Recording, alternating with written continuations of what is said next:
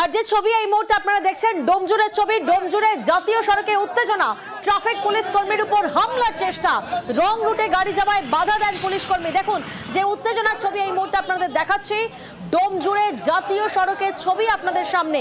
Traffic police কর্মীর উপর হামলার চেষ্টা, রং রুটে গাড়ি যাচ্ছিল, বাধা দেন পুলিশ কর্মী। গাড়ি চালকের বিরুদ্ধে মারধরের চেষ্টার অভিযোগ সামনে আসছে।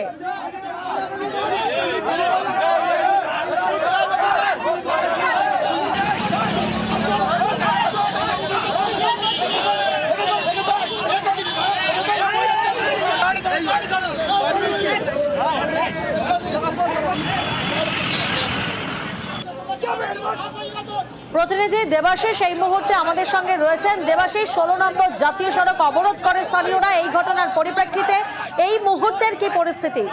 দেখো, এই মুহূর্তে পুলিশ কিন্তু মৃদু লাঠিচার্জ করে সেই অবরোধ তুলে দিয়েছে। তবে অবশ্যই এই দীর্ঘ 8 ঘন্টা অবরোধের জেরে কিন্তু ব্যাপক যানজটের সৃষ্টি হয়েছে 16 নম্বর জাতীয় সড়কে, মূলত নিবড়া মোড় এলাকায়।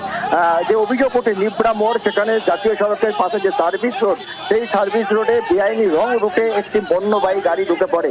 সেখানে যে ট্রাফিক পুলিশ কর্তব্যরত ছিলেন, তিনি তাকে বারবার গাড়ি ঘোরাতে বললে সে গাড়ি ঘোরায় না, কার্যত সে হামলামুখী হয়ে যায় ট্রাফিক পুলিশের বিরুদ্ধে। সেখানে কিন্তু পুলিশ কর্মীরা এসে তাকে সরিয়ে দেয়। তবে অবশ্যই পুলিশ কর্মীদের বিরুদ্ধে আরো একটি অভিযোগ ওঠে, সেই চালককে কোনো ফাইন না করে তাকে মারধর করা হয়। এরই প্রতিবাদে কিন্তু স্থানীয় বাসিন্দারা রাস্তা অবরোধ করে এবং সেই ট্রাফিক পুলিশ কর্মীর উপরে হামলার চেষ্টা চলে। এবার ঘটনাস্থলে বিশাল পুলিশ বাহিনী র্যাব পৌঁছে মৃদু লাঠিচার্জ করে কিন্তু রাস্তা অবরোধ তুলে দিয়েছে।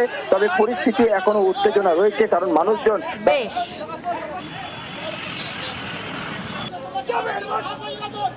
স্মার্ট সিটি, স্যাটেলাইট সিটি আমরা দেখেছি, তবে স্মার্ট গ্রাম কি আমরা দেখেছি? নজির গড়েছে জিরপাড়া গ্রাম পঞ্চায়েত। কেন বলছি? কারণ পশ্চিম মেদিনীপুরের গড়বেতার এই জিরপাড়া গ্রাম পঞ্চায়েত আদিবাসীদের এলাকায় রয়েছে। সেই গ্রামে কি এমন আছে যে বলছি? দেখুন, গ্রামে আছে নির্মাণ সামগ্রীর গুণগত মান পরীক্ষার ল্যাব, সেটা যেমন রয়েছে, তার পাশাপাশি আর কি রয়েছে? প্রাথমিক স্বাস্থ্য কেন্দ্র। অর্থাৎ একদিকে যেমন আমরা প্রথমে আপনাদেরকে দেখালাম নির্মাণ সামগ্রীর গুণগত মান পরীক্ষার ল্যাব, প্রাথমিক স্বাস্থ্য কেন্দ্র এই গ্রামে, এবং এখানেই শেষ নয়, এই গ্রামে কিন্তু রয়েছে বেবি ফিডিং কর্নারও। সেই ছবিটাও আপনাদেরকে দেখাবো। গ্রাম পঞ্চায়েতের মধ্যেই রয়েছে বেবি ফিডিং কর্নার।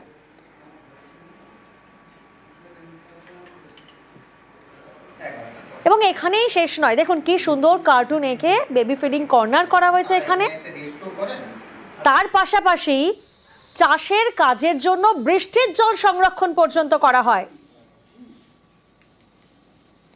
কেন শুরুতেই বললাম যে নজির গড়ছে জিরপাড়া গ্রাম পঞ্চায়েত, একের পর এক সেই ছবি আপনাদের সামনে। এখানেই শেষ নয়, এখানে তো এই গ্রামে বাচ্চাদের জন্যও কিন্তু ভাবা হয়েছে। যেমন দেখলেন চাষের জন্য বৃষ্টির জল সংরক্ষণের ব্যবস্থা, তেমন বাচ্চাদের জন্য কিন্তু চিলড্রেন পার্কও রয়েছে। দেখুন, অঙ্গনওয়াড়িতে চিলড্রেন পার্ক, আইসিডিএস যে সেন্টারগুলো রয়েছে সেই সেন্টারে চিলড্রেন পার্ক রয়েছে, যাতে কচিকাচারা আসে স্মার্টফোন ছেড়ে একটু মাঠে খেলে।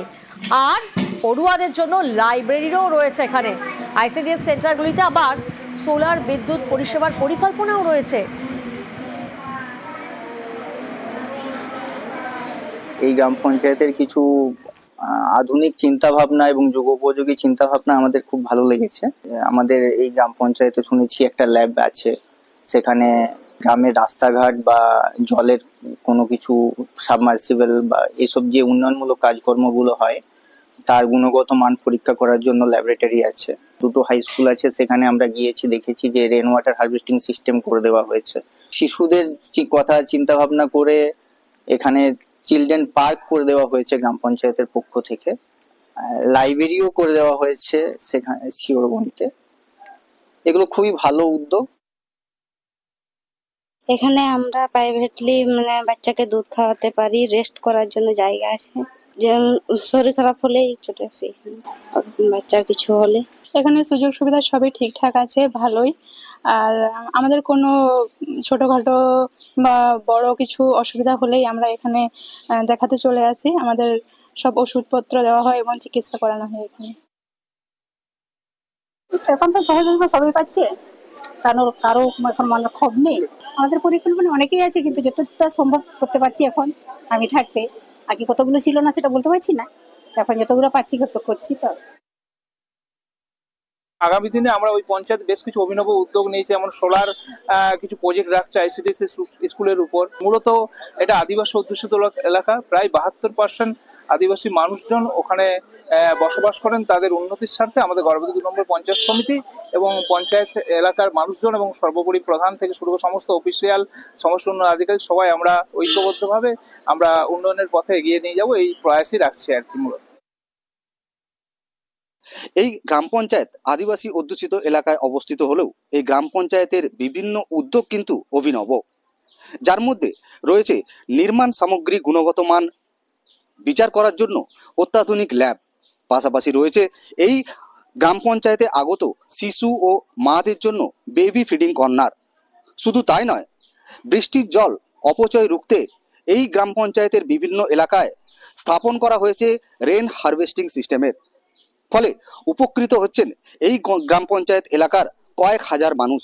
আগামী দিনে আরও কিছু অভিনব উদ্যোগ গ্রহণের পরিকল্পনা নিয়েছেন এই গ্রাম পঞ্চায়েত।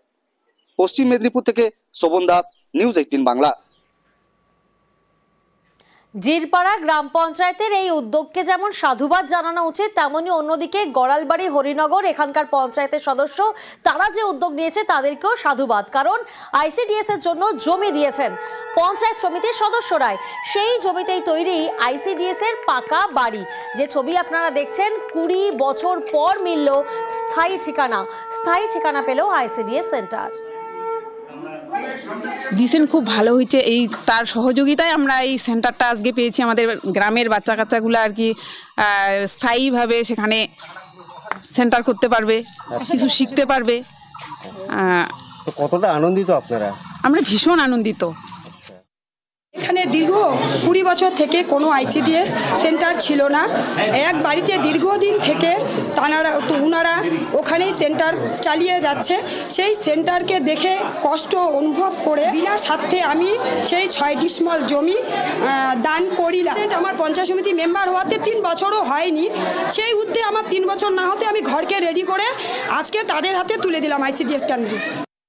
এতদিন ধরে এখানে এই আইসিডিএস সেন্টারে বিল্ডিংয়ের অভাব ছিল, ফলে এখানকার বাচ্চারা একটু সমস্যাই হতো।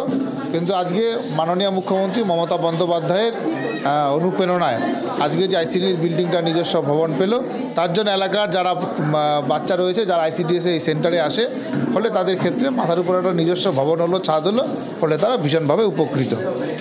আইসিডিএস সেন্টার তৈরি হয়েছে, এলাকার খুব সুবিধা হবে এবং এই সরকার আইসিডিএস সেন্টারের জন্য জমিটা কেনেন না।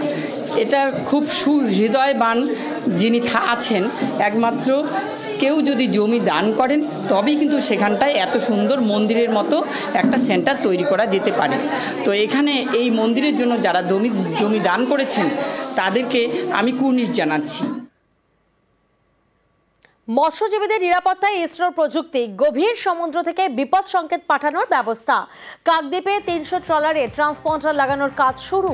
বাংলাদেশের জলসীমায় ঢোকার আগেও সতর্কবার্তা। মাছের অবস্থানও জানা যাবে এই যন্ত্রের সাহায্যে। এই ডিভাইসটার দ্বারা যে কাজটা হবে, এটা বাংলাদেশ বর্ডার যদি ক্রস করে বা তার আগে থেকে মাঝিদের কাছে একটা সিগন্যাল দেবে, যেই সিগন্যালটা মাঝি আপনার ট্রলারের যে মালিক আছে, ওনার আছে, ওনাকে দিতে পারবেন। আচ্ছা, এছাড়াও কিছু অপশান আছে, যেখানে আপনার ট্রলারে যদি আগুন ধরে যায়, সেখান থেকে একটা অপশান আছে, ওখান থেকে ক্লিক করে মাঝি মালিককে সিগন্যাল পাঠাতে পারবেন। সমুদ্রে যে প্রতিকূল যে আবহাওয়াটা হয়, তার জন্য ট্রলার যদি ডুবে যায়, তার জন্য ওখানে একটা অপশান আছে, অ্যাপসেই অপশান আছে, সেখান থেকে মাঝি মালিককে সতর্কবার্তা জানাতে পারবেন। 3 নম্বর হচ্ছে, ওখানে যদি কেউ অসুস্থ হয়ে যায়, শারীরিক প্রবলেম হয়, সেখান থেকে রেস্কিউ টিম যাবে। 4 হচ্ছে, যদি ওনারা মাছের কোনো সন্ধান করতে পারেন, যেখানে এখানে ফিশ ফাইন্ডার বলে একটা অপশান আছে, মাছের ঝাঁক, মাছের গতিবিধি এটা লক্ষ্য করা যাবে। যে জিপিএসটা লাগানো হচ্ছে, বলছে ওরা সবাই ভালো, কখনো ব্যবহার করা হয়নি, এবার ব্যবহার করলে বোঝা যাবে তার পরিমূল্য খবরটা কী হয়। হ্যাঁ, অনেকটা উপকৃত হবে, কেন কোথায় কী আছে না, গভীর সমুদ্রে আমার একটা বিপদ হলো, একটা কোনো অসুবিধা হলো, অ্যাপের দ্বারা যদি আমরা ধরো অ্যাপটা করি, তাহলে মালিকের কাছে খবরটা জানলে সরকার জানতে পারলো আমার বিপদ আপদ হয়েছে, আমরা সেই জিনিসটা জানতে পারবো। দেখলাম অনেক অপশান আছে, যেরকম মানে মাছের অপশান এবং নদীতে আগুন লাগানো, কি আপদ বিপদ মেশিনে এসব অনেক অপশান আছে, অনেকটা উপকৃত। মাছের ঝাঁক দেখা মানে সেই জায়গায় মাছ আছে, কম বেশি সব রকম মাছ আছে। এই অপশনের মাধ্যমে দেখা যাবে? হ্যাঁ, এই অপশানের মাধ্যমে দেখা যাবে।